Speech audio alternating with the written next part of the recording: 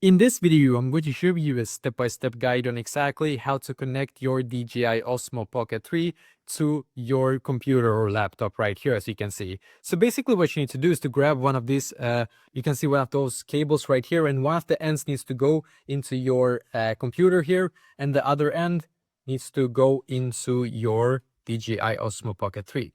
So now when you have done so, you will be able to see it's charging.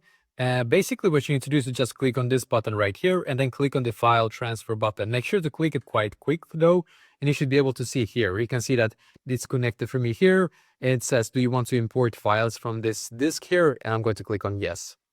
And then it's just going to take us a couple of seconds to load. I'm just going to close this one, it's not relevant. And then I believe it's right here. Oh, sorry, it's actually here because it's the USB drive D here. And you can see here is all of my items that I have on my DJI Osmo Pocket 3 that I can now upload to my computer very easy. So you can see add one item here. I can click right here. Not sure if I can just, oh, I could probably just drag it right here maybe. But yeah, basically that is exactly how to connect it.